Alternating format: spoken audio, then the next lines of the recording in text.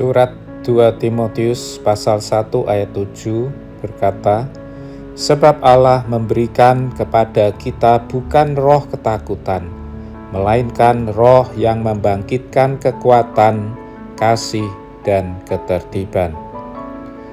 Belanda disebut sebagai negara kincir angin karena memiliki lebih dari 1.200 kincir angin. Kalau kita berkunjung ke negeri tersebut, maka kita akan dengan mudah menemukan bangunan kincir angin. Walaupun bangunan itu sekarang sudah tidak difungsikan lagi dan hanya dipakai sebagai monumen saja.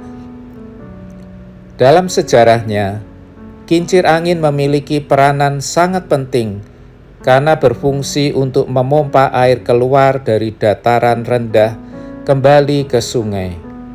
Sebanyak 26% wilayah Belanda berada di ketinggian yang lebih rendah dari permukaan air laut. Kondisi ini menyebabkan banyak lahan di Belanda yang sering mengalami banjir atau terendam air. Kincir angin pada saat itu menjadi solusi untuk drainase lahan yang terendam air tersebut, agar lahan tersebut bisa difungsikan sebagai lahan pertanian. Kincir angin dipilih karena ramah lingkungan dan memanfaatkan tenaga angin sebagai sumber energinya.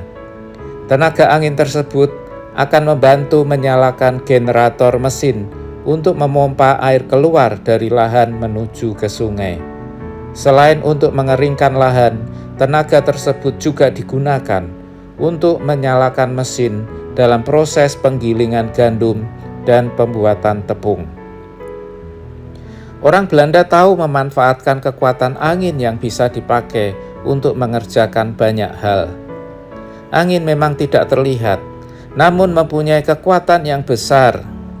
Kita mungkin pernah mendengar atau melihat angin tornado yang mempunyai kekuatan untuk menerbangkan pohon bahkan rumah. Dengan kekuatan angin, pesawat yang beratnya berton-ton dapat diterbangkan. Untuk menjelaskan tentang Roh Kudus atau Roh Allah, para penulis Alkitab memakai gambaran tentang angin yang mempunyai kekuatan yang besar itu.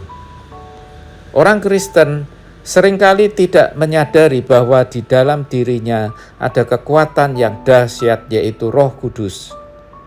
Itu sebabnya Rasul Paulus perlu mengingatkan Timotius bahwa roh yang ada di dalam dirinya bukan roh ketakutan, tapi roh yang membangkitkan kekuatan. Oleh karena Rasul Paulus juga mengalami betapa besarnya kekuatan roh tersebut, yaitu Roh Allah sendiri. Bahkan dia mengatakan bahwa roh tersebut adalah roh yang pernah membangkitkan Yesus dari antara orang mati. Kita perlu mengingat bahwa roh yang dimaksud oleh Rasul Paulus itu adalah juga roh yang sama yang ada di dalam diri kita.